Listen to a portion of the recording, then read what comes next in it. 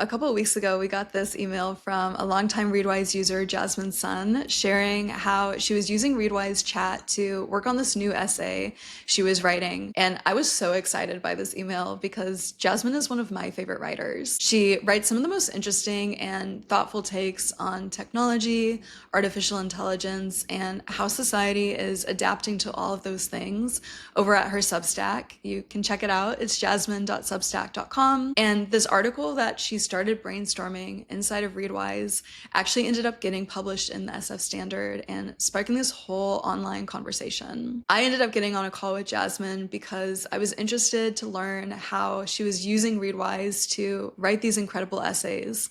And we ended up having this incredible conversation. We talked not only about the 3 tools Jasmine is using to write and publish more consistently, but also changes that are happening at Substack, where she spent the past few years leading their core product team, finding your voice online as a writer, as well as what skills she thinks are going to be most useful in 5 years when artificial intelligence fundamentally changes the way we work. This interview is a little bit different from the type of content I would typically publish to this channel, but I wanted to share it anyways because I think a lot of the things Jasmine and I touched on are things that Readwise users will care about. So without further ado, here is my first ever interview with writer and technologist Jasmine Sun. So I want to start off by talking about your career at Substack. I think a lot of Readwise users subscribe to a lot of Substacks. Some of them have their own Substacks, and an even smaller subset are interested in starting their own Substack or just a newsletter in general. I know that you joined Substack back in 2021. The pandemic was this really brutal time, especially if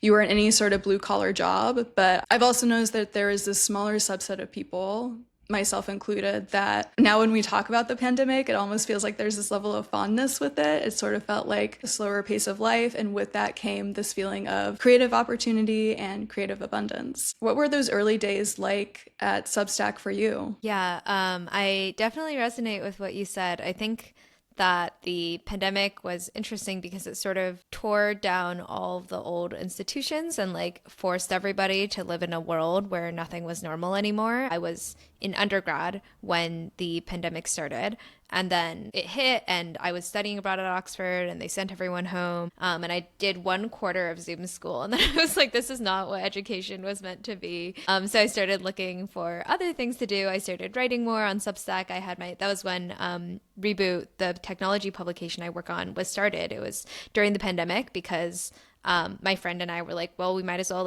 read some books if we're stuck at home all the time. And then yeah, like you mentioned, about 6 or 8 months in, I decided I probably wasn't going to return back to undergrad, and I got a job at Substack instead, where I worked on writer development. The team was pretty small at the time. I think it was less than 30 people when I joined. My job was technically writer development, which meant that I spent a lot of time coaching our emerging and growing writers on publication strategy and developing our first resources and playbooks for how to succeed on Substack. But I was also doing product copywriting and user interviews and all sorts of other stuff, because I think at a company that small, everyone just does a little bit of everything. It was also inspiring because while I was really sad to see how the pandemic and other forces had affected journalism's ability to have a business model and to succeed, because journalism is something that's very dear to me, Substack felt like a sort of glimmer of hope in that. It was one of the few places that was actually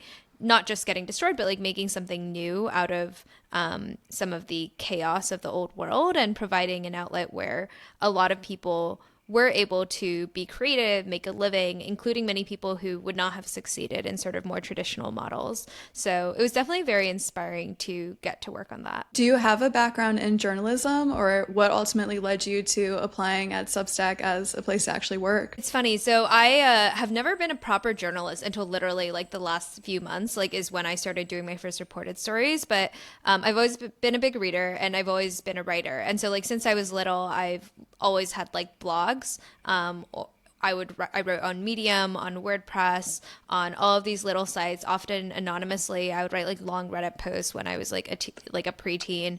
I was very much a more anonymous internet blogger than proper writer type. Because I think the thing that I love so much about the internet is that you don't necessarily need credentials. You don't necessarily need an institution. You can just like be a random kid in a suburb like I was and like say your opinions. And if they were compelling enough, if you did your research, maybe somebody would actually take a look. And so during college, I wrote for the school paper. I wrote an opinion column, and I started meeting journalists through Twitter, I think, because I would post the articles that I wrote for my school paper or on my blog. And then sometimes like a real journalist like would like, you know, actually read my writing and engage with me. And I thought that was like the most special experience in the world. In the 5 years since Substack really took off, the platform, really like any startup, has gone through a lot of changes. The ones I'm mostly thinking about here are the addition of the powerful recommendations feature, but also more recently, the launch of Substack Notes. Eugene Wei spoke recently on the Jackson Doll podcast about this idea of Substack fatigue. He explained how so many users now on the Substack platform are subscribed to more newsletters than they can possibly get through.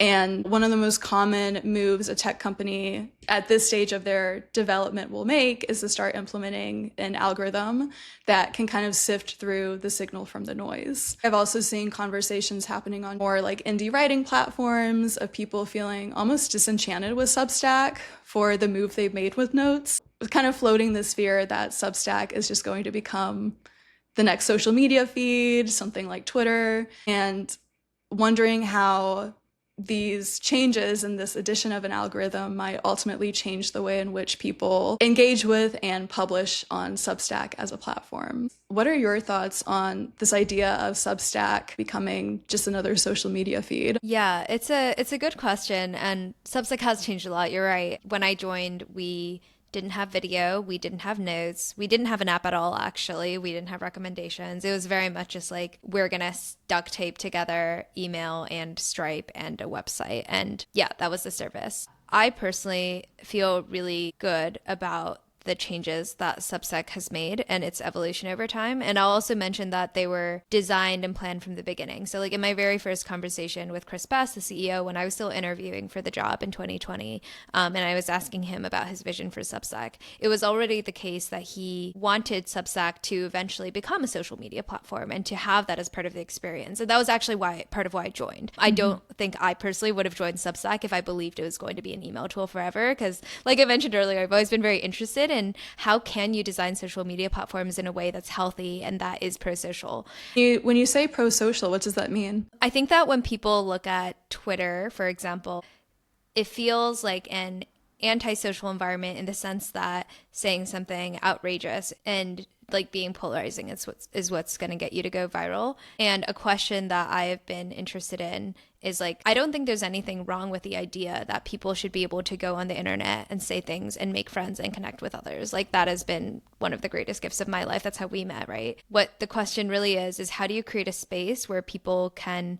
connect with others in a positive and a healthy and a thoughtful way, or to even debate and disagree, but in like a civil way instead of like a trolley way. There's nothing wrong with social media, but there is something wrong with a lot of the incentives that undergird a platform like Twitter, which is like Twitter makes more money when you get more views. You get more views when you say something more extreme. I think a lot of people had such a strong reaction to the launch of Notes because they saw it as Substack kind of cargo culting onto this model that was already very well known by Twitter, right? What is the Substack Notes algorithm actually optimizing for in terms of what gets into your feed and what gets prioritized? Substack's business model is designed in this very simple way where the company only makes money when writers are paid subscriptions. There's no advertisers, there's no other stakeholders, which means that Substack would never make a product decision that gains a bunch of short-term views, but actually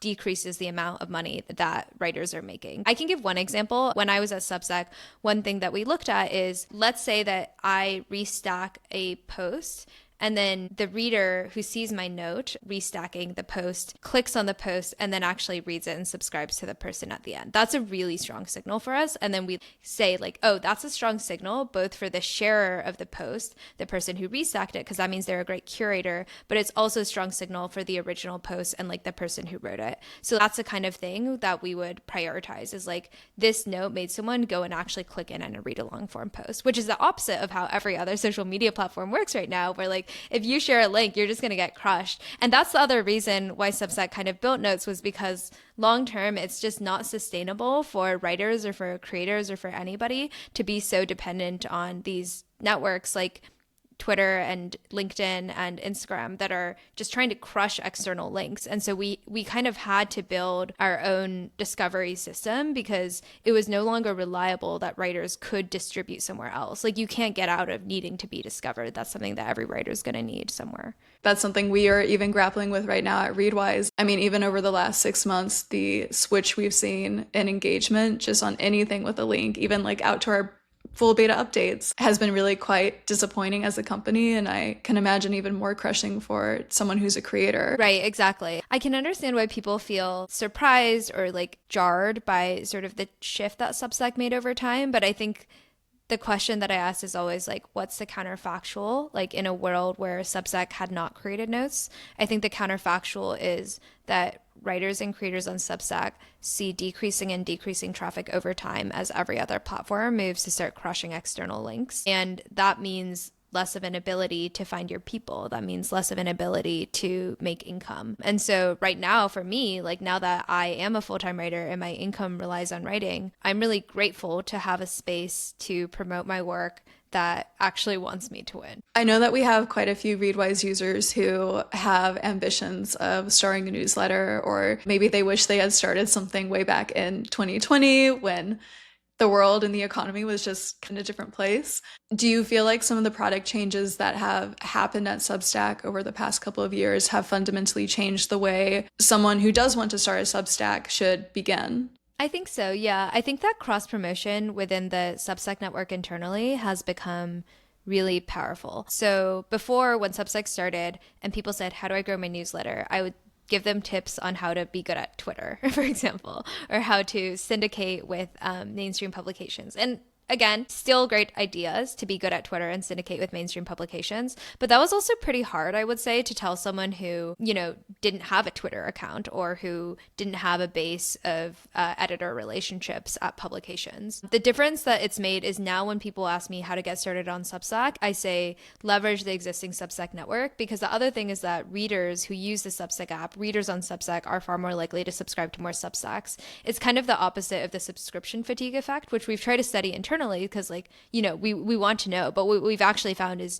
if you read one thing, you're more likely to read other things. If you pay for one thing, you're actually more likely to pay for more Substacks. And so it's kind of the opposite of what people might expect, that you only have a limited budget of, I'm only ever paying for one Substack. What we actually find is, like, if you pay for one thing, you actually see it as like, this is bringing value. I'm the kind of person who pays for Substacks. I'm actually going to pay for even more stuff on it. The specific 3 tactics that I usually tell people is to do recommendations, notes, and guest posting. So on Substack, I would say the first thing is identify, like, who are the other writers on Substack whose audiences I think would be interested in my work, or whose audiences I basically want for myself, or just who are the writers I admire who are roughly in my field. They don't have to write about the exact same thing, but again, we're thinking really like similar audiences.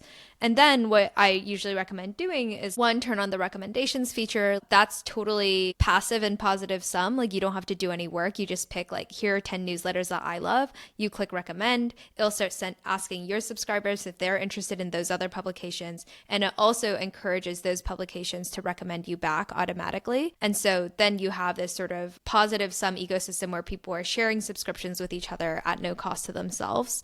But then the other 2 that I would say are underrated relative recommendations is, 1, Notes feed now generates as many new subscriptions as recommendations does. So as many people are discovering, it might be more now, because that was when I was there, and it was like the trend was that Notes was actually taking a bigger share of the pie. And I think people don't realize that. And so actually, when you are sharing your own post to Notes, when you are engaging with people who restack your posts, that is driving a ton of readers to discover your work and subscribe to you. For example, when any of your readers likes your Substack post, that will show up in the Notes feed for that reader's followers and subscribers too. And so it's sort of so like, it's not constricted just to your immediate network in that way. Yeah. So for example, if you liked that Jackson Dahl podcast you mentioned, because I think that does have a Substack post attached to it, I follow you, so I would see that in my feed of like Erin liked so and so, and like my feed is full of what my friends are reading and what my friends are liking, and that makes me want to read the same things, and like that's actually now as big an engine of subscriptions as recommendations is.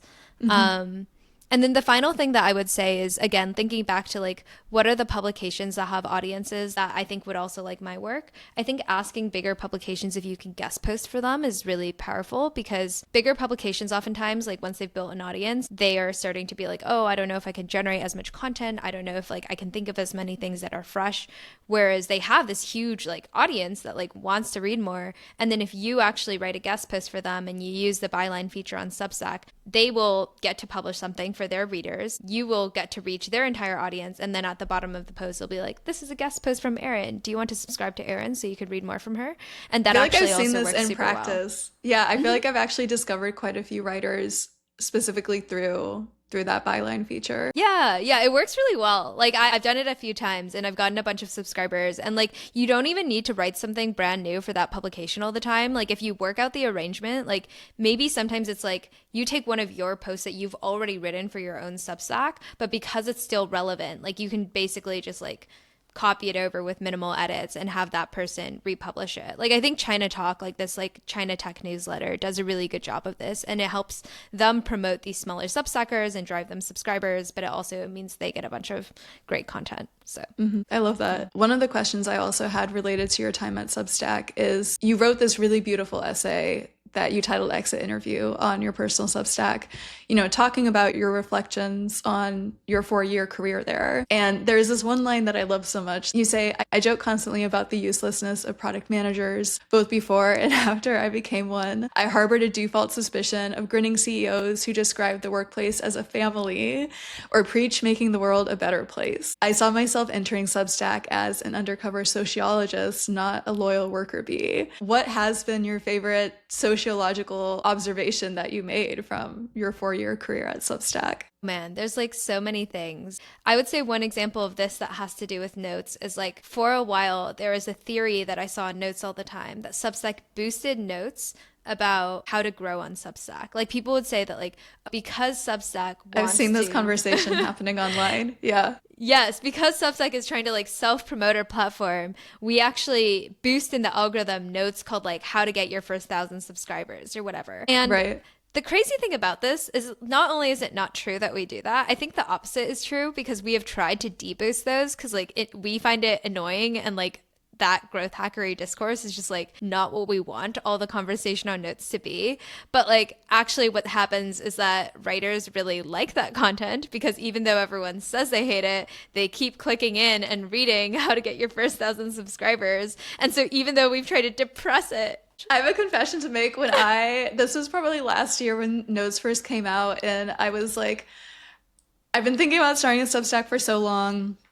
Notes is now out. I like actually signed up for a course that was all about like how to hack it on Substack Notes. But then so much of the response after I signed up for that course, when I would get onto Notes, I would see people being like, I'm afraid that Substack is just going to become the next Twitter. Like, I'm afraid I'm just going to come on here and see like a bunch of thread boys like posting quick fixes to grow your audience to 10K overnight, things like that. And I think it is a very reasonable concern to have. I feel like now when I go onto Twitter, that's the only content I see, and 99% of it is from people I don't follow. So it is interesting to see like how much you guys have anticipated that, and also like actively tried to add in some barriers to prevent that from being the case. but the thing is, like, there's only so much we can do because that is what people want. And I think that's the thing that I found interesting, which is like, that's a human desire to like, everyone is anxious about their growth and how to succeed. Like I feel anxious about my growth. And so like sometimes when I see writing advice, I click on it too. But because people don't want to recognize that in themselves, they blame the platform, and they would say like, no, it's because the Substack algorithm is like boosting this content. And like people would like externalize and project that like impulse that they have, and then take the company as like the boogeyman and be like, oh, it's their fault and they're doing it because they're trying to make more money. And like I knew, because we were on the inside, that we weren't doing that. We were doing the opposite. And like that was a very interesting thing to notice about the ways that like people perceive technology companies. I think a lot of technology is a mirror in that way, because like a lot like tech companies are just like they're like the market, right? It's like if there's a demand, they'll meet it. If there's no demand, they won't. And I don't think that's good for society in every instance. But it's kind of like I think about how these news stories about politicians who are like, we have to like ban TikTok because like if you open TikTok, it's just like teen girls dancing. Do you know what I'm talking about? I know And exactly it's just what like you're talking about. my TikTok feed is not teen girls dancing because I don't want to see that content. But if you want to see that content and you are lingering just a second longer on those videos, that's what it's going to show you. And so like I think sometimes people don't like the way that technology holds a mirror up to not just their desires, but like often our most like base, impulsive, like short-term desires. So then the question is, how do you build technologies and build products that meet people's not just like, here's what I want right now in this moment, which is to like know how to succeed or like watch this like very aesthetic dopamine triggering video, but like how do you build technology that aligns people with their long-term desires to be healthier, to be smarter, and like all of these deeper things. A few months ago, you actually made the announcement that you were leaving Substack to pursue your own career as an independent writer and journalist. How did you know it was the right time to leave your career at Substack and go out on your own? It's a good question because I don't think it was like a sudden realization so much as I always wanted to write and saw myself as a writer in addition to a technologist and someone who is building technology and on the other side. And I had started in 2024 taking my writing just like a tiny bit more seriously. Like I was like, okay, I want to try to publish something, anything every month. And I joined like a writing group or a couple writing groups in San Francisco that were sort of like accountability and community building around that. I told myself I wanted to land and pitch a piece in like a real publication and not just like one of my own.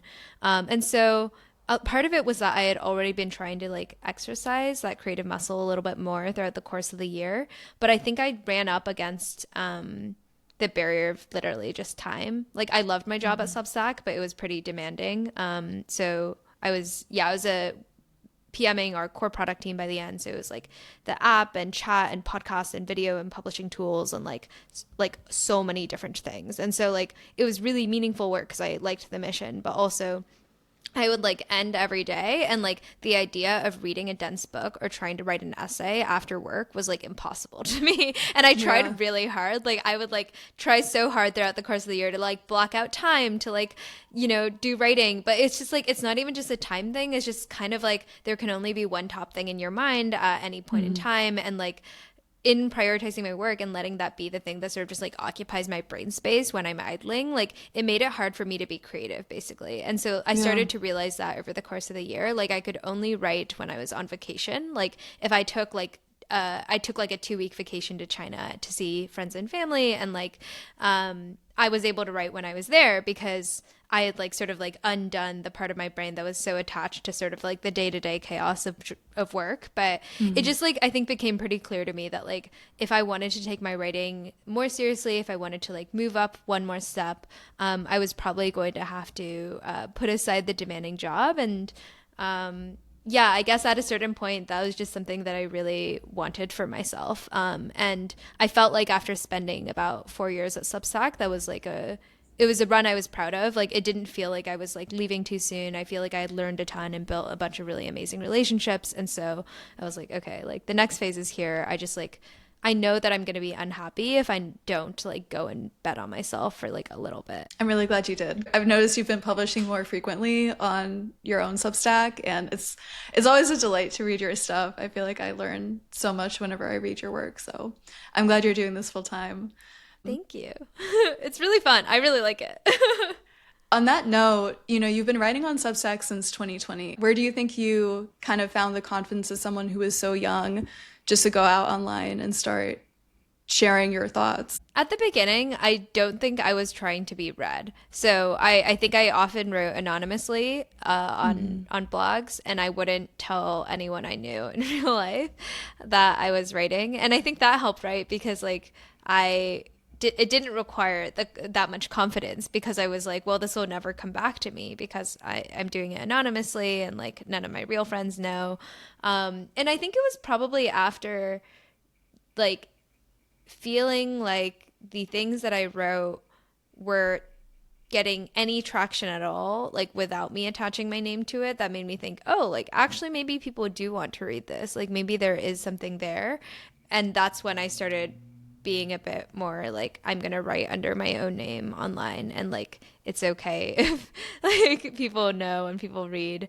So I think that helped. So many people talk online about just like all the horrors that come with being able to start a random profile that's not in any way connected to your face or your real life persona. You know, people usually talk about that dynamic from a trolling perspective. I know you've definitely shared some tweets of people like trolling articles you've shared. I've definitely experienced it just as like a woman online with videos. I've never really stopped to think about the flip side of that coin, right? Which is that sometimes this anonymity and the sense of like freedom we get with that anonymity can actually help strengthen your real voice that you then attach your name to, and can actually inspire this sense of creative freedom in a really positive and beautiful way. Yeah, it's definitely a double-edged sword, but Yeah. you know, if the trolls are gonna do it, like we might as well too.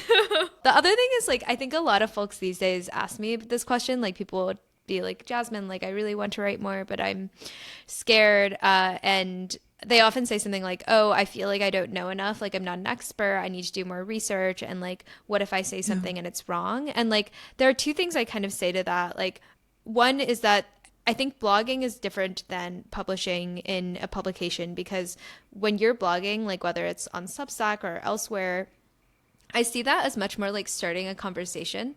Like when I put out an essay on my Substack, it's not like this is the definitive thing I believe forever or think it's true. It's much more like I see that as like, here's how I'm thinking about a topic right now. And like now I'm inviting my subscribers and other people to engage and help me develop those beliefs. So like if I get critiqued or I change my mind later, like that doesn't feel like a big deal. I think it is a big deal to like get facts wrong in like the New York Times, of course, but like I think blogging is a dialogue. How did you decide what you were going to write? I know you talked early about, you know, testing out different ideas as an anonymous poster online, but when you actually first decided to attach your name to something on Substack, how did you decide what I guess for me, I often get caught up on like, what is the unifying theme of a Substack if I start it? You know, there's so many good ones out there. We have like Magdalene J. Taylor talking about the nature of desire in the 21st century. You have very niche things about product management or upping your tech skills. For someone who has a lot of interests,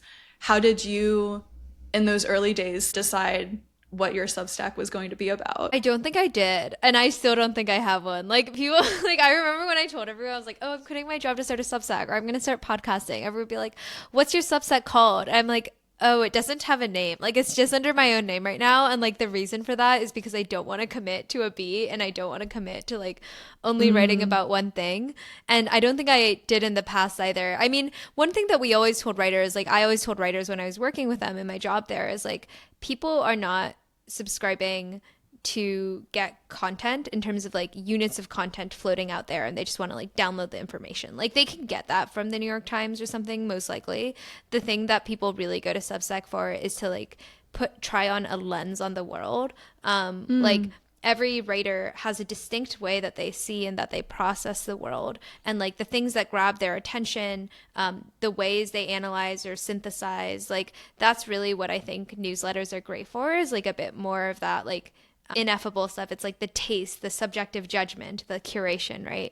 And so I think like there are writers I read who I would read them write about anything, you know, like I don't really care if they're writing about parenting or if they're writing about AI or if they're writing about like philosophy. Like these are all interesting because of the person who's writing it. And so I would say like one is like a lot of the best Substacks are about a lot of things. And for me, like my goal was more like I wanted a space to be creative and to be expressive more than it was like I need to build like a very concrete revenue generating business right now. So I would say also like for anyone who is prioritizing creative work, like literally just like write whatever you want in whatever form you want, and like your people will find you. And I wouldn't worry so much about like sticking to one topic, because I think like again a great writer can make anything interesting. I think a lot of people will find that comforting. I see a lot of people, and I see it in myself too, of just being like, well, what is my thing that I want to speak about? There's some very consistent stylistic things that happen in your writing. You make a lot of references to things happening online, trend observations, subcultural memes that could only really be picked up by someone who is chronically online. But you're also someone who is putting writing out there consistently. How do you balance being so online, especially when so much of what you write about is about technology and the online world, with finding time to actually sit down, reflect, and write? Oh, I don't know that I'd like give anyone advice because I am really online. I do spend too much time on the internet and I do need to touch grass more. But I mean, I think this has been an interesting thing to learn because before this year, I was not writing as consistently. And part of that was like I had a job, but like part of it was like just like figuring out where to make space in the schedule to be creative. Because like when I was a PM and it's like, my thing is like, oh, write this marketing copy or prep for a meeting. I could do those in like 15 and 30-minute blocks, but like I can't write an essay in a 30-minute block. Like I've met people who can. I think they're insane and they're built different and I deeply respect that. But like I could never, right? Like I need like big blocks of space in order to be able to do things. I feel like my writing process is there's like collecting mode and then there's writing mode.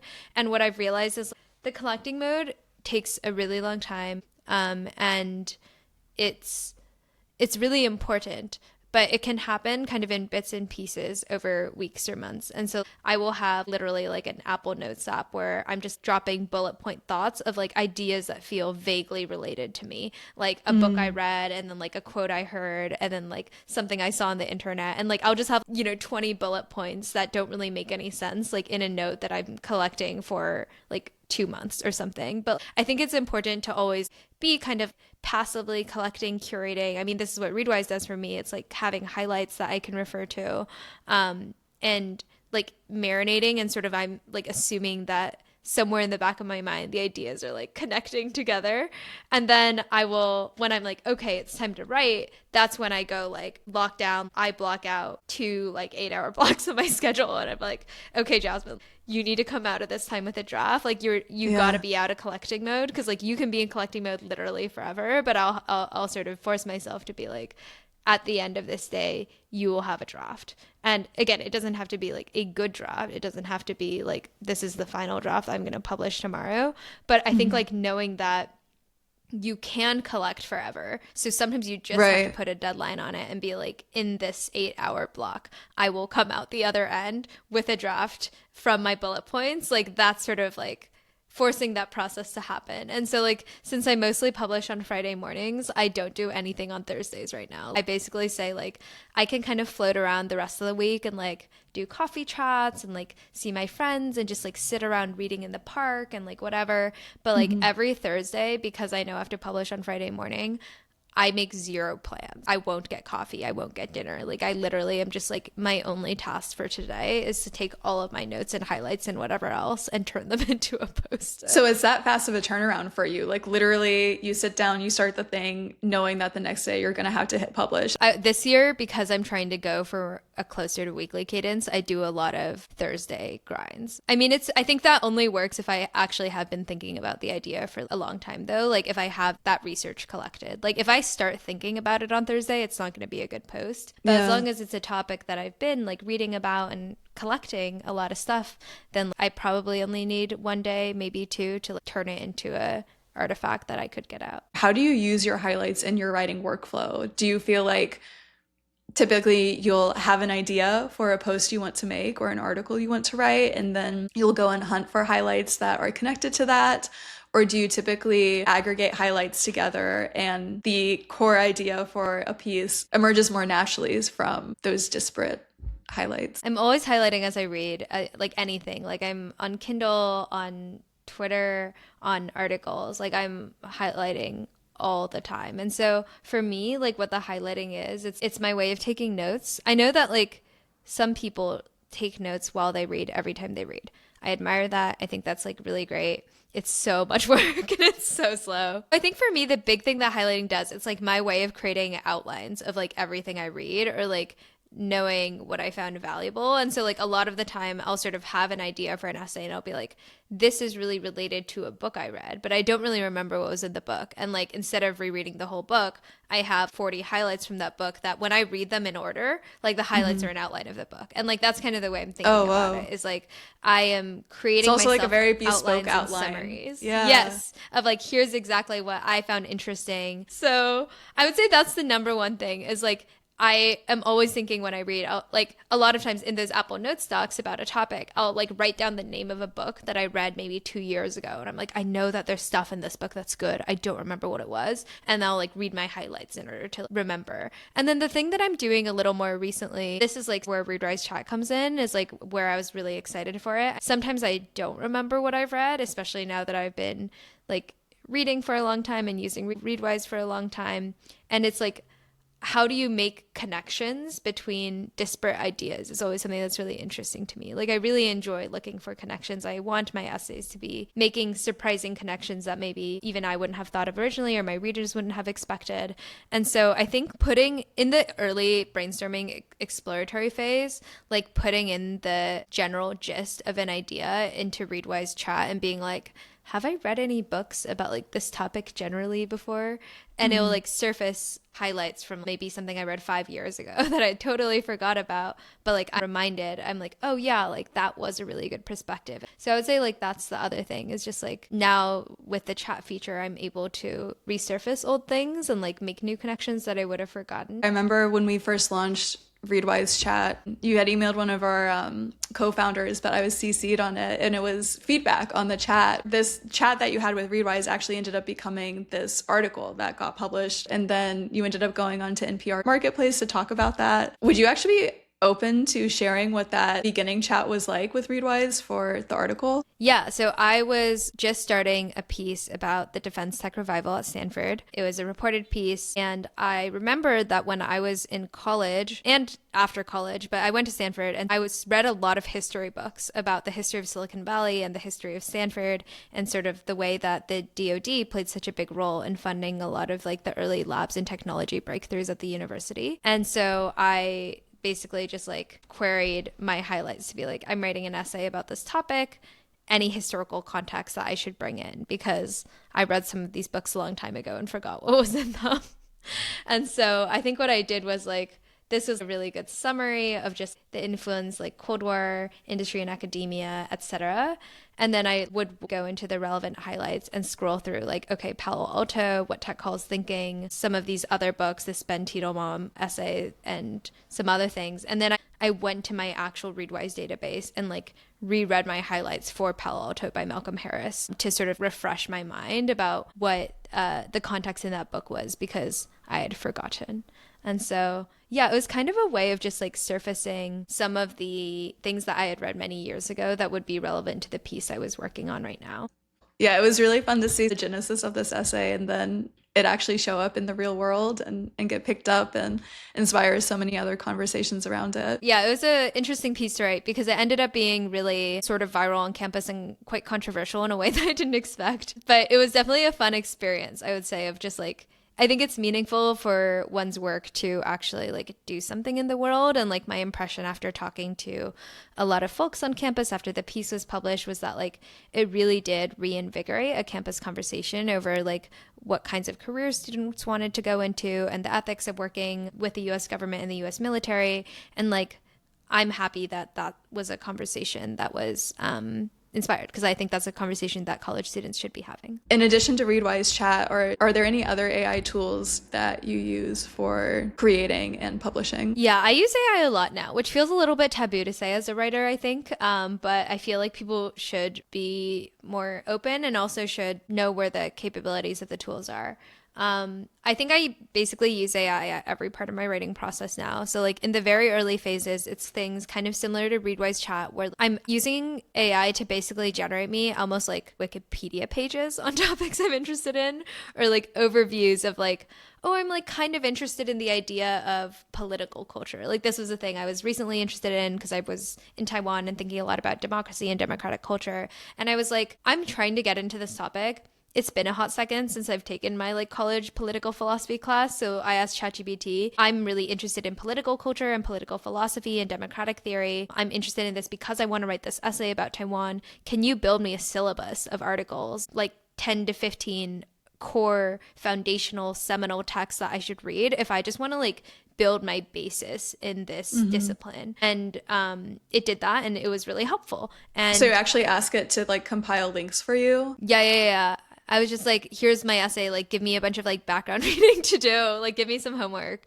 And so like that was really helpful. And then like sometimes there are like nuances that I don't understand like in complex topics like philosophy, or like for some people it's like technical topics. And so like I'm reading these articles and like I'm running into phrases like, let's say I don't remember what deliberative democracy is, but like that phrase keeps coming up, or like Jürgen Habermas's name keeps coming up, and then like I will have a ChatGPT window open where I'm like, hey, like what's deliberative democracy and who came up with it? Or like, oh, can you explain who Habermas is, but also how he contrasts with like some of his contemporary philosophers, and like how does he differ from Chantal Mouffe's theory of democracy? And like, you know, I could be doing these things with Google, but like it's faster, and so I do it more. And like I would say the counterfactual is less that I'm actually Googling and more that I see that phrase and I don't look it up. Whereas like AI makes it so easy to just like be learning as I'm reading, and like every time I see a word I don't know what it means, every time I see a concept and I'm like, I need that explained to me, like I'm a dummy, like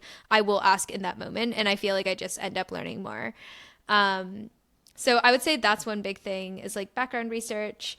It's interesting to me that you're using ChatGPT to pull together what you called a syllabus rather than, I think what a lot of people these days are doing is this is the topic, they run a deep research search on it, and they get this like super lengthy compiled study that yes links out to the sources, but it's deep research taking all that information and turning it into its own report. Yeah, I do use deep research, but like I think there's just so much value in reading the original text of things. And like I don't know if I'm ever not going to believe that. Like it seems it's sort of like people who read summaries of books versus read the books. Like I'm just like, Right. I think you lose so much when you read a summary, and like there are all of these decisions that you make when you're summarizing about like what details get included and what details don't get included, and like a lot of times the nuance of what makes that writer's approach interesting gets lost when you like compress it into an AI summary.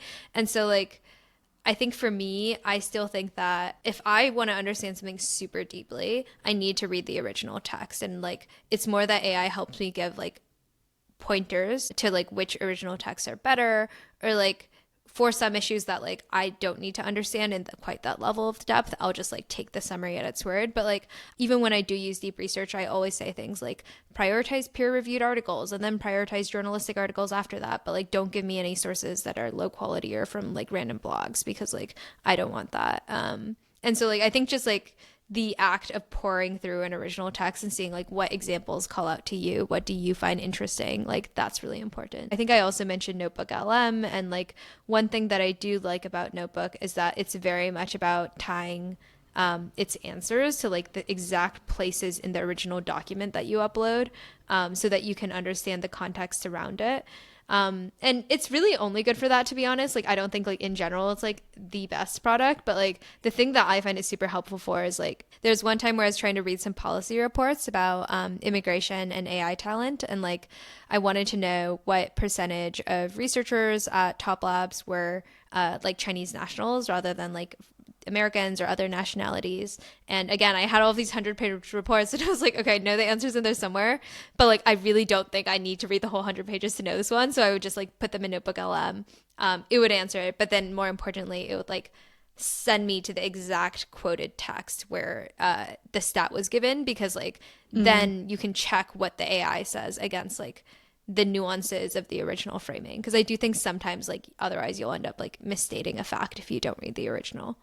I really like the idea of still reading the original, but using AI to point you directly towards the area you need to reference, especially for these really intense research and academic PDFs. I think that people who are really anti-AI in all cases, I'm like, I think that a lot of times the alternative is me not reading the 100-page report at all. And so I'm just like, again, like if it's going to help me be more well-rounded overall, like I'm going to do the research. You've written in the past about using Claude as well. How do you use Claude in your writing workflow? I think Claude's like the best writer, and right now at least, like it's the best with prose. And I also think it's like comes off usually as a little bit more emotionally intelligent than others. So I use Claude for revision.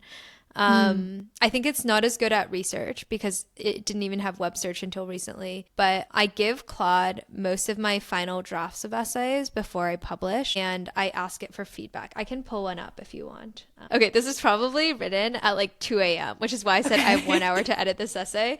Because like this is 2 a.m. on a Thursday. Yes, this is definitely, or like on a Friday, like literally I'm like, I gotta publish this in 7 hours. And so I'm like, I want feedback, but you can't give me too much feedback, right? Mm-hmm. It's because like, I don't have time for that. So I was like, I have 1 hour to edit this essay for my Substack. Act as an experienced nonfiction editor. Please provide 3 specific strands, because again, like I want to feel encouraged. I want to feel good. I can't have it only flaming my work. So I was like, please tell me some good things, and then give me 5 focused improvements covering word choice, transitions, repetitive language, clarity and concision, and tone. And then I've learned over time that like give the feedback in the context of the text, like bold the parts that you want to change, focus on actual suggestions within the scope of a word, sentence, or paragraph. And this is mostly because like in the past, when I asked Claude for writing feedback, sometimes it'd be like, rewrite your entire essay. And I'm just like, this is unhelpful and like depressing for me, because now I'm just thinking about how I don't have time to rewrite it. So then I like paste in my essay, and then it tells me some nice things, so I feel better about myself.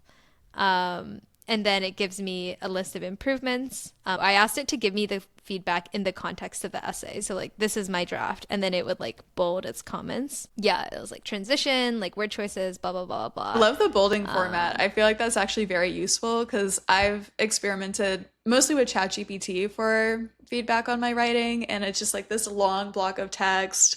It will like sort of mess up its references. So I really like this format that you're using. Yeah, because I like it having a separation between like my work and the AI's feedback. Like I don't want it to all get mixed together in a revision. Like I want to know what's the choice that I made, and like I want to know what the feedback is.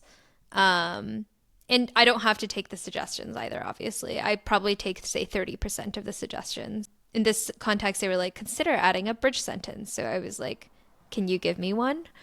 Try using other language. I was like, can you give me one? And then so sometimes I'll actually ask it to give me like very specific prose things, like language choices and sentences. And in most cases, I don't use the exact thing that they give me. Like I don't copy paste it over, but it helps unblock me. Because I find oftentimes when I'm like, it's easier to work from like even revising something else than like going from a blank page. So even if I'm not like using the exact thing that Claude gives me, which I don't think I did in these instances, like it helps me like get my brain moving. So this is like one of my like 2 a.m. Claude revisions sessions. I love it. You've written quite extensively on AI. In fact, you even co-authored a paper with the folks at Mozilla about how AI can be used potentially to benefit the larger public and not just a handful of corporations. It also seems like maybe this wasn't always the case. I think in one of your articles, you even acknowledged that you used to be somewhat of an AI skeptic. You were worried about ChatGPT jeopardizing your career as a writer. And I feel like so many writers, so many artists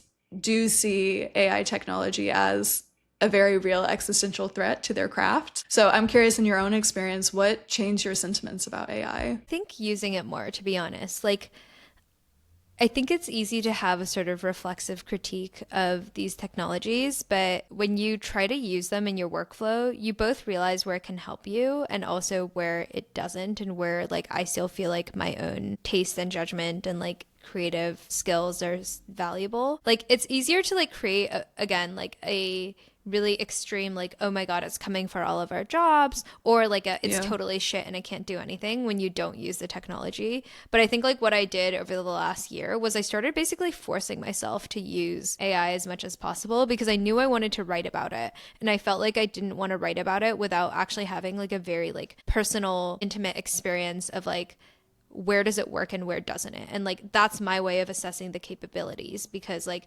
yes, there are these evals that get published about the capabilities and the hard math problems it can do, but like I feel like I know writing pretty well, and so like my way of assessing the state of AI progress is also like using it myself and seeing like, there are all these things that actually does help me a ton with. And like, I don't feel like I'm less creative when Notebook LM tells me which part of this 100-page report is the part that's relevant. Like, I actually feel like I'm doing Right. better research there, right? Like, I'm actually like being more rigorous than I would be in a world without AI. But I also notice areas where sometimes Claude's sentence suggestions are like super generic, or like it takes like a thing that I wrote that I actually think is like interesting and quirky and like a sentence I'm really proud of, and it'll be like, this is kind of weird. And I'm actually like, you know what, Claude? Like, you're wrong about that because you don't understand art, and like you don't understand that like You have sometimes no like taste. you have no taste, You just have right? reason.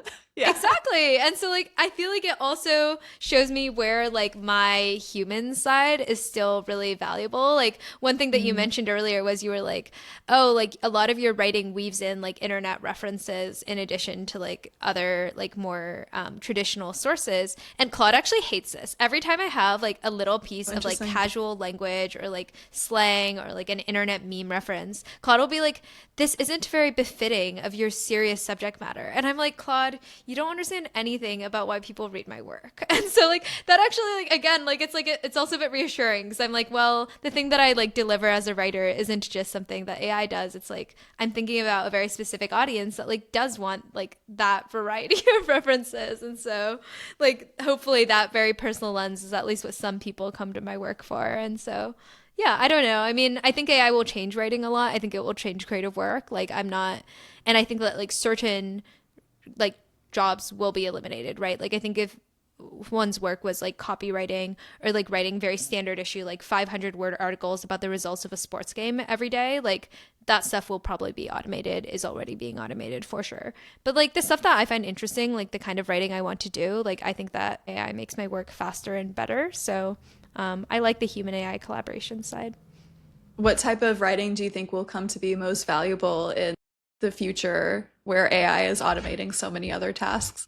So one is like deep reporting, like investigation, right? Like when I'm writing reported pieces, I gotta interview people. And like not only do I have to interview people, but like I have to build trust with someone that they can trust me with their words. And so like the task of reporters and like building relationships with sources who might feel really nervous about talking to a journalist, but like getting them to like believe that you're going to tell their story in a good faith way. Like, Hmm. I don't think AI can do that. And so, like, Right. when I do reporting work, I know that that is a very human task of like building trust with somebody. I would say the other thing is more like quirky, like personal stuff, like things that aren't the Wikipediaized version, or like, yeah, like maybe for me, it's like I use internet references or whatever, but like for somebody else, like they might just like write in a style that is grammatically incorrect, but is like playful and interesting and engaging. Or I think personal essays or things that relate personal phenomena to like broad phenomena. Like Claude does not know your individual experience, but like actually the thing that often helps people relate to each other and like understand topics is like taking like big topics like AI or like political things and making them personal. And so like that's also something AI can't do, and I think people are always going to want that. So a lot of the stuff that's about relationships and like individual connection, and like the parts of creativity that come from that, I think will be pretty AI proof. Before you go, what's been your most highlighted book from this past year? I read this book Liquidated by Karen Ho, which is like she's an actual academic anthropologist, and she wrote an anthropology of Wall Street where she both became a banker. Like she worked at an investment bank for like 6 months or something.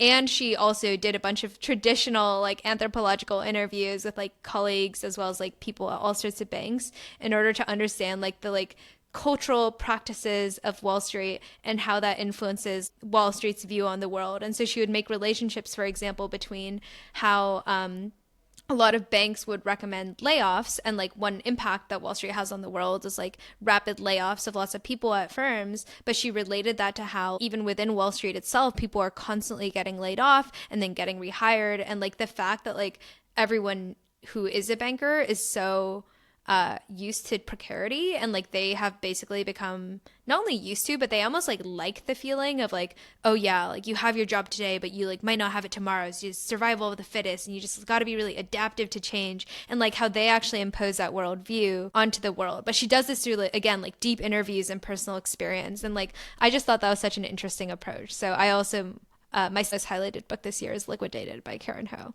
I'm gonna have to read that. I'm a huge fan of Barbara and Reinrich's work, and Mm. she was very well known for doing those deep, extended month and year-long studies of actually living alongside the people she was doing research with. So I'm looking forward to reading that. Thanks so much for joining me. This was a lot of fun. Thank you for having me. Such an honor to come on the pod. And yeah, I love Readwise and I couldn't imagine reading or writing without it. So like I know this is not an infomercial, but like this is like actually how I feel. So Thanks so much, Jasmine. We appreciate you. And I am super excited to see what you write next. For anyone else who's watching this, you guys should go subscribe to Jasmine's Substack. I'll put the link in our bio. thanks so much, Erin.